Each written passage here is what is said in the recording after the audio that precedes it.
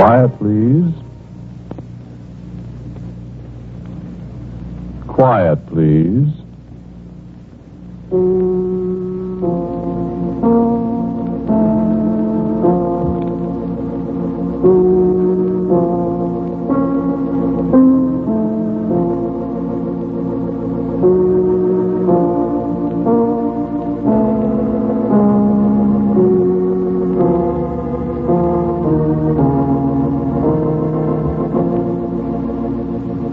The Mutual Broadcasting System presents Quiet Please, which is written and directed by Willis Cooper and which features Ernest Chappell. Quiet Please for tonight is called Let the Lillies Consider.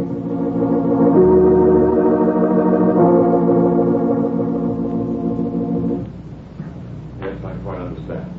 I quite understand. Well, your stenographer is taking down everything I say. You are witnesses. When the stenographer transcribes his notes, I'm to sign them, and that is my confession. Is that right? And whatever I say may be used against me. Is that right? Oh, I'll sign them all right. Where do you want me to start? At the beginning, I suppose.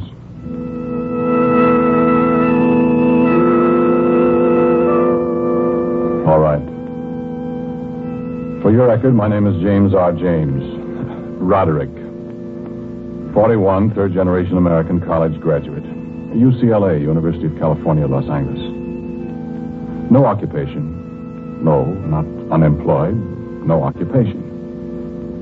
Well, I have a small but adequate income. You have my address. I was married and... Gretchen. Gretchen McMonnies. Yes, Gretchen is a diminutive of Margaret. Margaret McMonnies. An orphan. Where's your wife now, James? Please don't try to trap me, Lieutenant. I've told you at least 20 times where she is. Tell me again. Right there. There. Look, James, we've dug that place up twice now. Your wife isn't there. Where is she? I've told you. What did you do with her? I didn't do anything with her, Lieutenant. I've told you that. All right. Go on. I met her at school in 1930. Did you bury her in the flower bed there? May I go on? Answer my question. Did you bury her? No, I did not. Then why do you keep saying she's there? Because... You killed her. No. Well, she's dead. What killed her? I've told you she isn't dead. You can't prove it, James. I can prove it, Lieutenant, but you won't believe it. Why don't you prove it then? Shall I go on with my statement? Did you plant that lily there to mark her grave, James? I didn't plant that lily. How come it grows there? How come it's so much bigger than the others? Answer me. There were other lilies there alongside it before you and your men dug them up. James, I think I know why that lily is bigger than the others. You do? Yes, and so do you. You're wrong, Lieutenant. You know why we left that lily standing, James, when we dug up the others? Yes. Because we know what's under it there. Because we figured the lily would remind you, would keep you thinking about your wife buried there. Because we hoped it might lead you to a confession. It won't, Lieutenant. You know, I have an idea that lily there is going to hang you, James. No, it isn't. That lily loves me.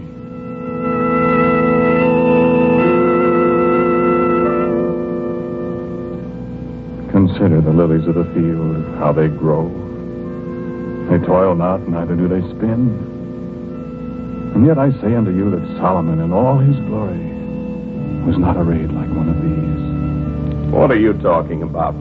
We consider the lilies, and some of us love them. Do you suppose the lilies consider us and sometimes return our love? I don't think you'll get by with an insanity plea, James. I don't know very much about flowers. I don't know anything about them from the standpoint of books. I'm not interested in stamens and pistils and the anatomy of flowers.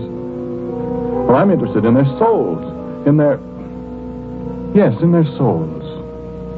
I believe flowers love and hate just as people do. Shall we get along with your statement? Yes. They love us and hate us in the proportions of the love or the hate we have for them. I said I've always loved flowers. My wife, Gretchen, she hated them. And they love me.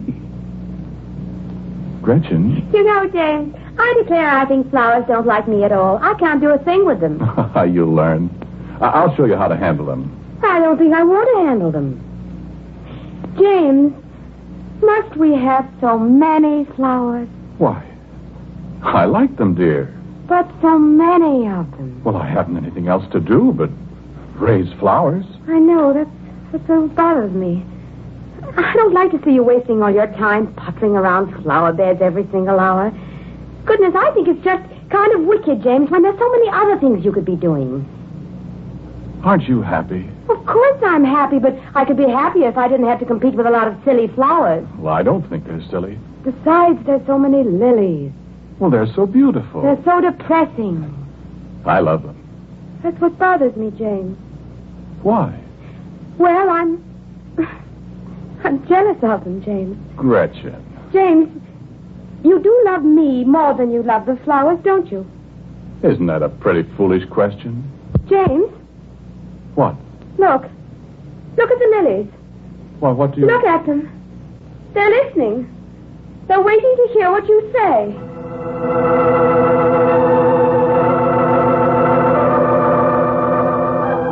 And I looked. And I tell you, there was a silence in the garden there that you could almost hear. And the lilies around us were leaning forward, leaning toward us as we stood there. And there was an attitude of expectancy about them, as their graceful stems bent toward us, trembling. They were listening. And suddenly Gretchen broke from my arms and ran sobbing into the house, trampling their beautiful, delicate bodies underfoot as she ran. No, I didn't follow her.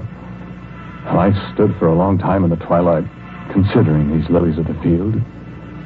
And they watched me, considering me in silence as I lifted up the murdered flowers from the marks of Gretchen's shoes in the soil, and wept a moment for them. And I never did answer Gretchen's question. I could have answered it, but she never asked me again. Perhaps she thought she knew the answer.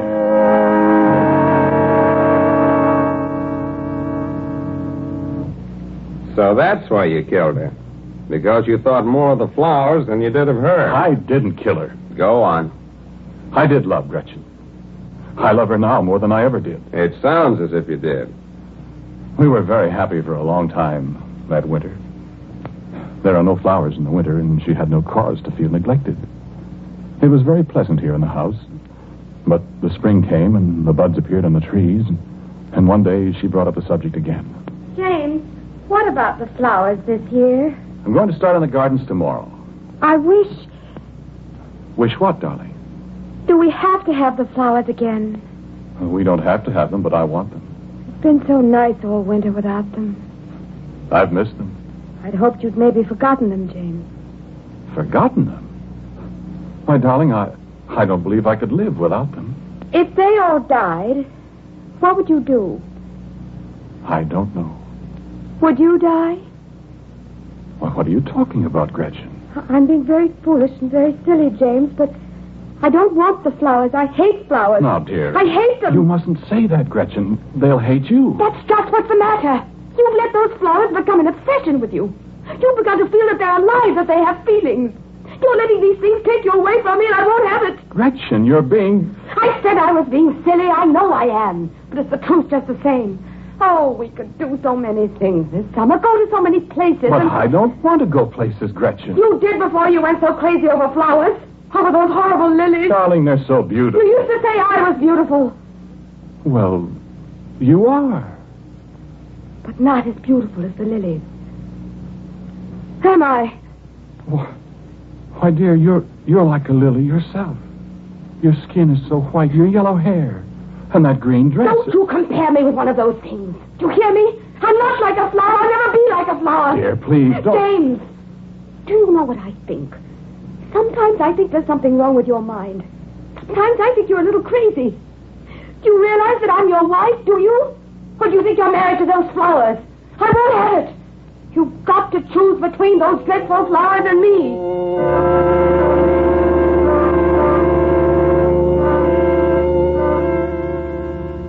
I wondered if my mind was all right. There's nothing wrong with loving flowers, is there? Almost everyone loves them. but for my wife to be jealous of them. I wondered for a moment whether it was my mind or hers. Yes, I did spend too much time in the gardens, I thought. And I resolved manfully to change my way, to devote only a few hours a day to cultivation and admiration of my precious lilies. I would compromise. I would try to follow my wife's wishes, try to remember her first, instead of the flowers. I reckoned without the flowers. I planted only half as many this year, and Gretchen watched sullenly from the house. They came up eagerly, and I could have sworn that there were twice as many as I planted. Gretchen wouldn't speak to me for days at a time. In mornings when I awoke, I would sometimes find her staring out the window at the lushness of the garden. And in her eyes, I saw a look of awful hatred. It was her attitude, I suppose, that led me to spend more and more time in the garden. And the flowers rewarded me. They were more beautiful, more gracious, more abundant than I've ever seen them. And they returned the loving care I gave them. They poured out their love for me in waves of scent. And their leaves caressed my hands as I bent over them. And as I labored among them, they bent their perfect heads to brush against my cheek. And for long hours I could forget Gretchen, my wife. Until a rustle among the lilies caused me to look up and see my wife standing in a window in the house, gazing out hatefully at us. And the lilies and I looked back at her with something of fear in our hearts.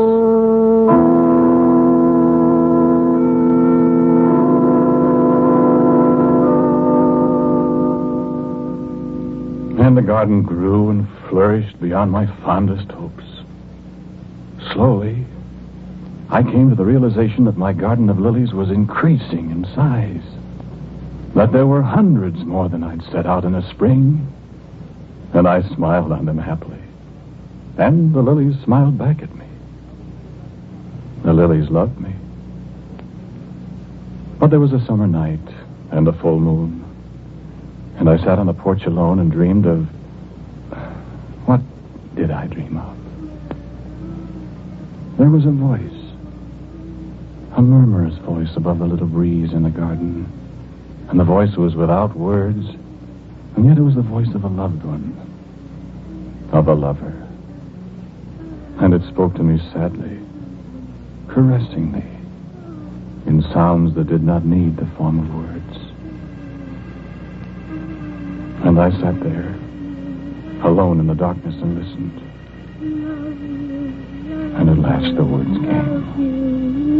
James! I love you. Oh. Why, Gretchen. James, I can't stand it any longer. What's the matter, Gretchen? I told you a long time ago that you've got to choose between me and those flowers. Now, dear, I'm not going to live in this house like a prisoner any longer. Those flowers are driving me mad. I never see you from morning till night. You've forgotten all about me. I don't mean a thing to you. Well, that's not true, Gretchen. I do love you. But you love those flowers more. Gretchen, Well? I love you. And what are you going to do about it? What shall I do? Do you want the flowers or do you want me? Choose, James. Gretchen. Love you. I can't. I can't.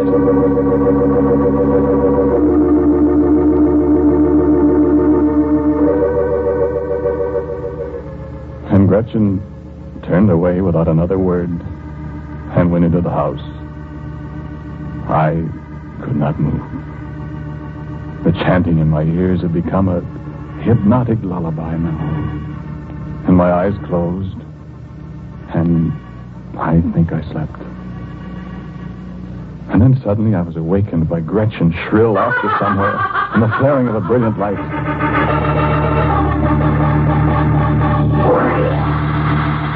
And the garden was a sheet of flame.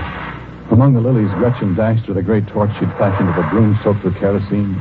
The noble tall lilies withered in its blast as she thrust it in their faces. And above the crackling of the flames, above her hysterical laughter, I could hear the keening of strange, lost voices, and I could make out words above the sound of the catastrophe that my wife had begun, and they were sad beyond belief. And I roused myself and ran to the garden, but I was too late. Like some avenging demon, my wife stood triumphant amidst the scorched and blistered dying flowers, and she laughed again. And now she thought she'd won, and there were no more flowers to be jealous of.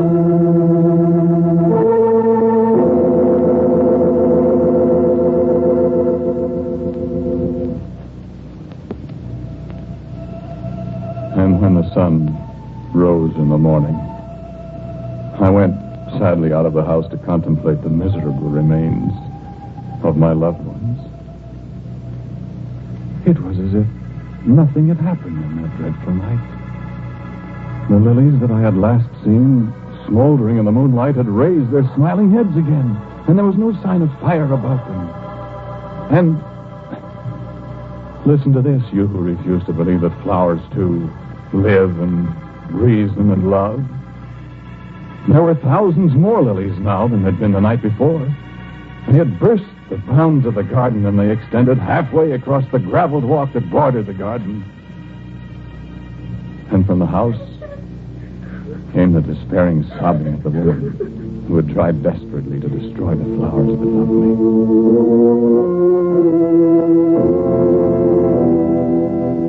I had feared for my wife's sanity. Now I feared for my own. It was hours before she could do more than weep. At last she spoke to me.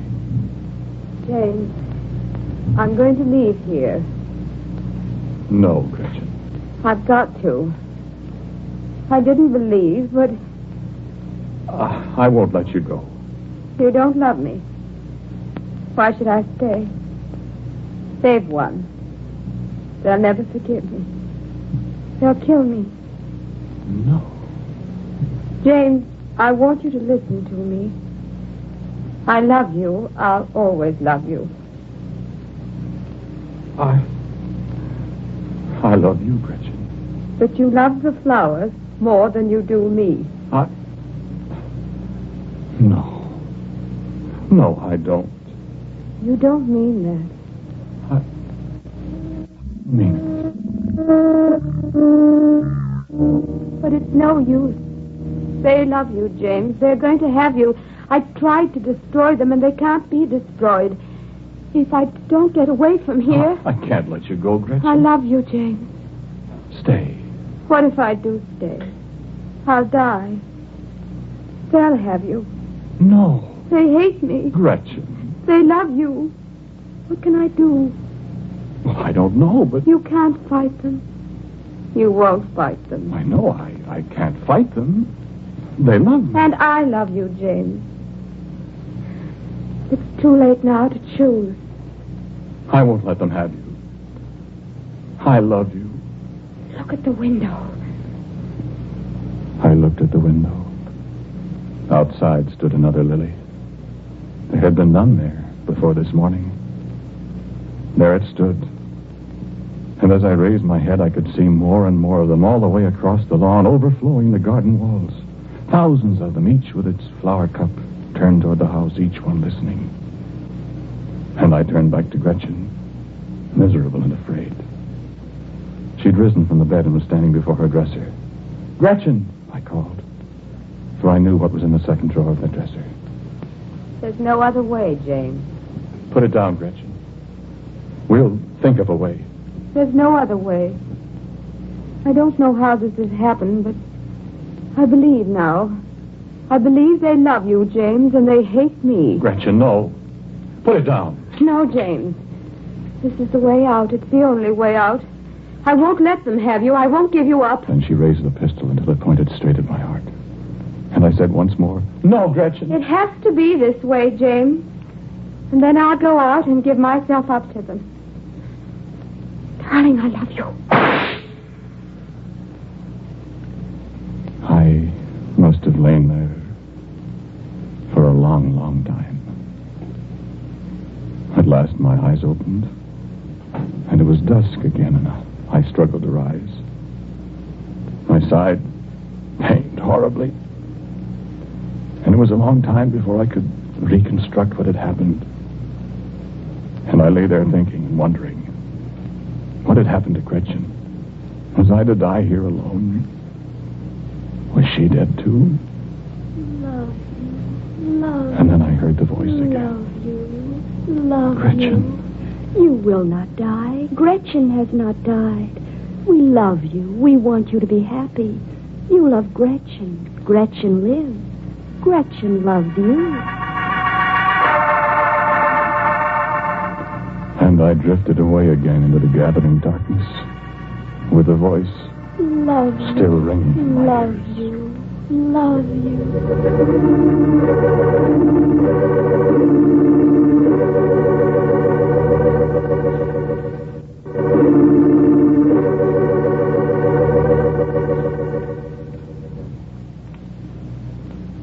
It's a fine story, James. Yes. You didn't tell us before that you'd been shot. Here's the scar.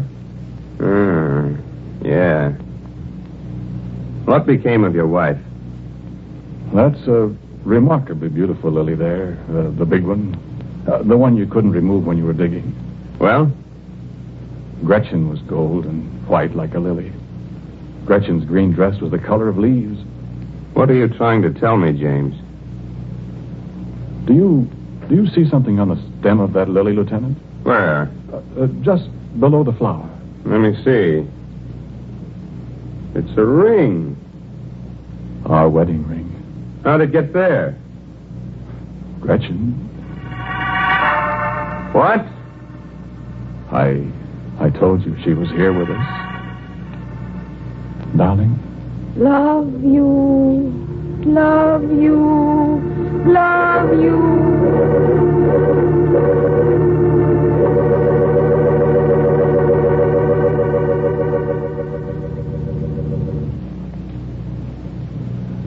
No, I didn't get it signed, Chief.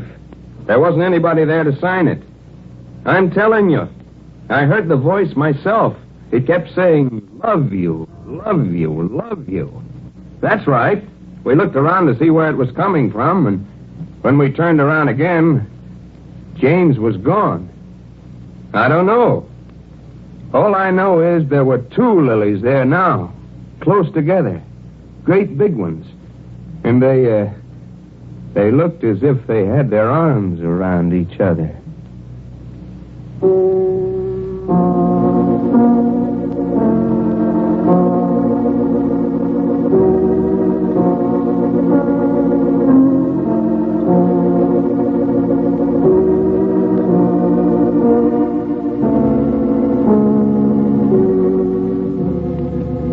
Quiet Please for tonight was called Let the Lillies Consider.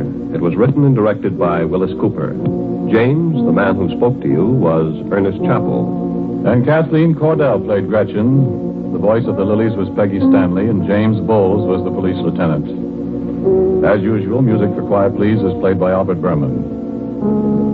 Now, for a word about next week, here is our writer-director, Willis Cooper. Of course, you will never meet any of the characters in tonight's story. They didn't exist before I thought them up, and they're not imitations of anybody. Next week, Quiet Please story will be called Vahini Tahiti.